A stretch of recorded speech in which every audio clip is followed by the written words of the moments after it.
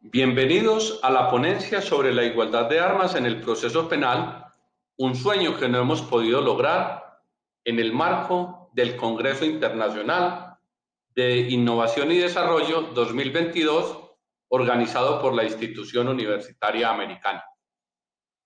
Nuestro tema de investigación recoge disertaciones académicas que se han realizado a lo largo de los últimos años sobre este tema tan vigente y tan importante para el proceso penal en Colombia. Y es que, como lo decía el maestro Zaffaroni, el abogado defensor es el muro de contención del poder punitivo del Estado, pero esa contención resulta desigual e insuficiente cuando nos enfrentamos a ese gran monstruo como lo es la Fiscalía General de la Nación, una entidad que cuenta con una serie de instituciones que le sirven en el proceso investigativo, que cuenta además con un fabuloso presupuesto, mientras el ciudadano que es sometido a un proceso penal tiene que defenderse con lo poco que tenga. Situaciones, aspectos e instituciones jurídicas que vulneran la igualdad de armas. Cuando Colombia se constituye en un Estado social y democrático de derecho, con la expedición de la Constitución del 91, este modelo estatal nos hace presuponer que quien es el eje central de toda la actuación estatal es el ser humano y que la dignidad humana se convierte en un principio inconmensurable de estricto respeto. A lo largo de todas y cada una de las actuaciones que emprende el Estado y el ejercicio del poder castigador no puede ser la excepción. Esa facultad de ejercitar el ius puniendi no puede ser abandonada, no puede ser ajena al respeto de la dignidad humana y del debido proceso. Entonces, cuando nosotros vemos todas las herramientas que nos da la Constitución política, encontramos el artículo 13, la igualdad. Y esta igualdad supone también la igualdad de todas las actuaciones del Estado. Algunos aspectos que vulneran el derecho de igualdad de armas tenemos los siguientes. Primero, la arquitectura institucional de la Fiscalía General de la Nación. La ubicación de la Fiscalía General de la Nación en la rama judicial, por mandato del artículo 249 superior, la convierten en una hermana gemela de los jueces. En el derecho comparado, encontramos que este órgano se encuentra en el Poder Ejecutivo como responsable de la persecución del delito. Este diseño ha permitido, entre otras cosas, que los fiscales estén permanentemente delegados ante unos juzgados específicos, que en última instancia se convierten en amigos, compañeros, contertulios, amigos de paseo y en ocasiones se sirven hasta de compadre, lo que dificulta la labor del defensor y pone en grave peligro la igualdad de armas en el proceso o el balance del que habla la Honorable Corte Suprema de Justicia.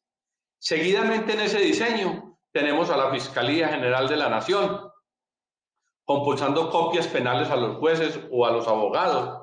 Y no estamos diciendo que no. Claro que sí, solo que se puede hacer al final para darle tranquilidad al proceso. ¿Cómo puede ser una parte del proceso el investigador de quien debe resolver el conflicto de partes? En este caso, el juez. Pues recordemos que es la Fiscalía General de la Nación la que investiga a los jueces. Entonces, ese diseño institucional ha vuelto a los fiscales un coco que asusta permanentemente a los operadores de justicia. Y eso se convierte en un fantasma, en un mecanismo de presión e intimidación a ese funcionario. Y seguramente que no es en la totalidad de todos los procesos, pero sí es más común de lo normal. Sucede, por ejemplo, en situaciones donde un juez decreta una captura ilegal y sale la fiscalía por todos los medios de comunicación a solicitar y a decir que se va a investigar fiscal, penal y disciplinariamente al juez.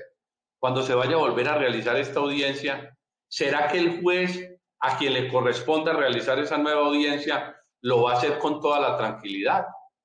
¿Va a actuar tranquilo a sabiendas de que el anterior juez quedó empapelado por cuenta de la fiscalía?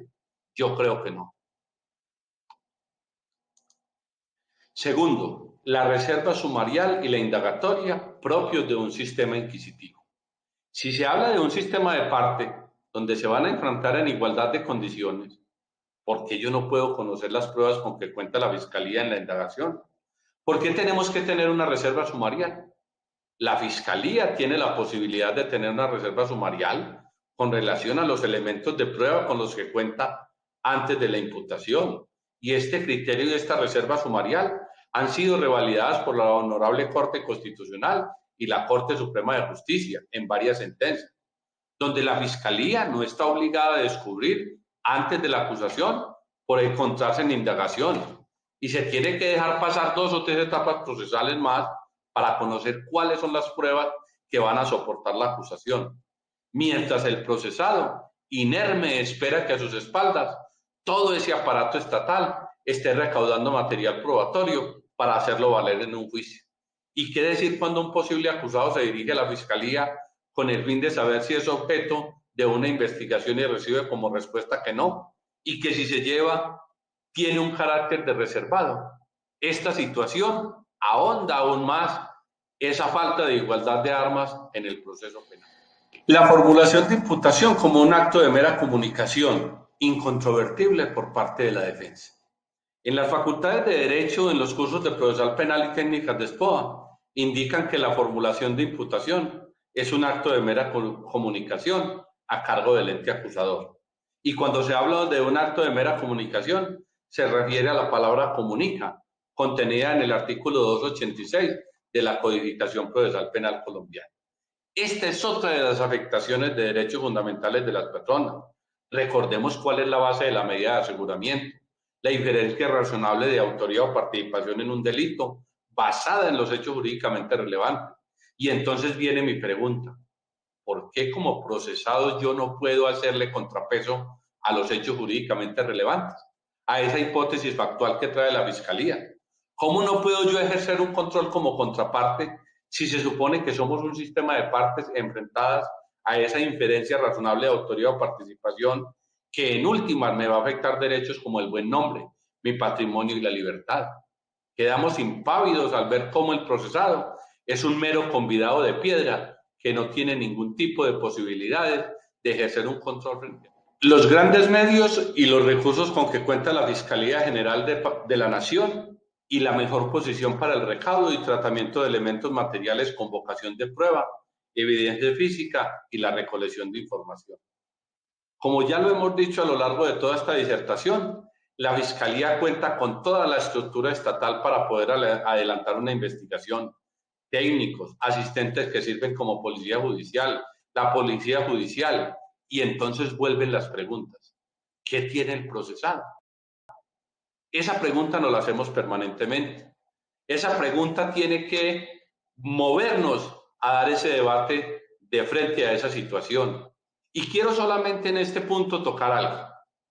En múltiples ocasiones, los defensores, con el fin de arrimar pruebas testimoniales al proceso, proceden a trasladar a los testigos a brindarles un viático, lo que termina confundiéndose malintencionadamente como compra de testigos o pago de testigos, mientras la Fiscalía tiene programas de protección de testigos, los alimenta, los transporta, les da vivienda, les paga, y es un acto normal que no admite controversia ni suspicacia, nuevamente violentando ese principio de igualdad de armas.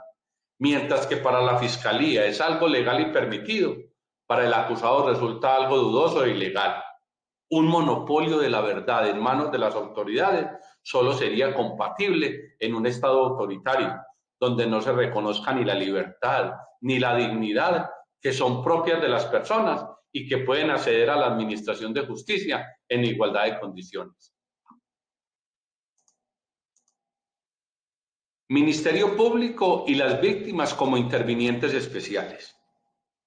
Esta actuación del Ministerio Público la convierte en otra parte sin lugar a dudas del proceso. Resulta entonces traumático para el sistema acusatorio de corte adversarial, hacia cuál de los dos lados se inclina la balanza, porque en la mayoría de los casos está al lado del triángulo equilátero de la Fiscalía. Se ha dicho y sostenido por una vertiente de nuestros jueces que la igualdad de armas no es cuantitativa sino cualitativa, pero en este caso el quantum cualifica más a la Fiscalía. Debemos decir que el Ministerio Público no debe hacer presencia en el proceso penal, pues si se trata de garantías, son los jueces los llamados a garantizarlas. Es hora de que el Ministerio Público asuma otro rol dentro del ordenamiento jurídico colombiano, Es hora de rediseñar la arquitectura judicial y convertirla mejor en el investigador y juzgador de los operadores jurídicos, para espantar el cojo que son los fiscales frente al juez cuando no se accede a las pretensiones del ente acusador. ¿Y qué decir de las víctimas? Mediante sentencia C-209 del 2007, que se denominó la sentencia hito de la Honorable Corte Constitucional, con ponencia del magistrado Manuel José Cepeda, que con base en el numeral 7 del artículo 250 superior y su desarrollo jurisprudencial, dotó de una serie de posibilidades a las víctimas que las pusieron como una parte más dentro del proceso penal. Bien señalaba acertadamente el profesor Cayambos que la categorización de las víctimas hecha por la Sala de Apelaciones de la Corte Penal Internacional y por algunos doctrinantes como participantes y no como partes del procedimiento es solamente una diferencia más semántica que sustancial, dados los efectivos derechos de participación. Las preguntas complementarias del juez y del Ministerio Público. Esa posibilidad que tiene el Ministerio Público como interviniente especial y el juez como tercero independiente rompe su función legal y se va a generar un desequilibrio. Vamos a tener esa ruptura del plano de igualdad siempre que se realice dentro de un sistema penal de corte adversarial como el nuestro. Pues con la falsa premisa de poder lograr el estándar de verdad, tomar una decisión más allá de toda duda razonable, que cumpla con las reglas de la experiencia y la sana crítica, se acude a la realización de preguntas complementarias o aclaratorias, que sin duda alguna permiten tomar partido por alguna de las dos partes. Aunque la solemnidad del sistema prohíbe ciertos comportamientos de los jueces e intervinientes, cierto es también que en muchas ocasiones, y con el ánimo de brindar garantías, cruzan las líneas rojas precisamente de ese régimen de garantías. La prescripción de la acción penal como plazo para realizar indagatoria y activar la acción del Estado. Esta es una situación muy preocupante dentro de los problemas de la igualdad de armas. La prescripción como plazo para que el aparato estatal, sin prisa y con plazos holgados, demore sin justificación alguna las investigaciones y acciones del aparato estatal, cuando ya incluso los testigos, las víctimas y los victimarios han muerto. Abordemos un delito de homicidio agravado. Prescriben 20 años contados a partir de la ocurrencia de los hechos. Eso le significa al ente acusador un término para adelantar su indagatoria, su indagación de 20 años. La defensa, ¿con cuánto tiempo cuenta para adelantar su investigación desde que se le formule la imputación hasta que el juez fije la preparatoria? Contando que haya mucha congestión judicial, entre 6 meses y un año. Comparemos un año contra 20 años para adelantar la indagación. En gracia de discusión, imaginemos que se imputa a los 19 años, 11 meses y 29 días, y 10 años más para terminar el proceso. Y la defensa, los mismos 6 meses o el año para poder arrimar todo lo necesario para ejercer el derecho de defensa. Para finalizar entonces este somero análisis de los problemas que persisten en el proceso penal, luego de la entrada en vigencia de la Ley 906 del 2004, se requiere una fuerte reforma que de verdad empiece a solucionar los problemas que hoy tenemos. Existen más de 10 sistemas procesales penales coexistiendo. Se debe elaborar un Código General del Proceso Penal, y no solo en la ley, sino en la estructura propia del Estado. Es urgente un rediseño institucional que tenga en cuenta la intervención del Ministerio Público, la ubicación de la Fiscalía General de la Nación en esa estructura, definir claramente los investigadores y falladores de jueces y fiscales, que permitan que tanto la Fiscalía como la defensa sí se enfrenten en igualdad. Debe quedar consagrado en la estructura y la principialística del Código Penal el principio de igualdad de armas, como garantía del derecho de defensa y del debido proceso. Seguramente que se nos quedan muchos temas que se deben abordar, pero que más adelante continuaremos en esta investigación y poder dar la batalla de cara a un proceso justo y equilibrado. Muchas gracias.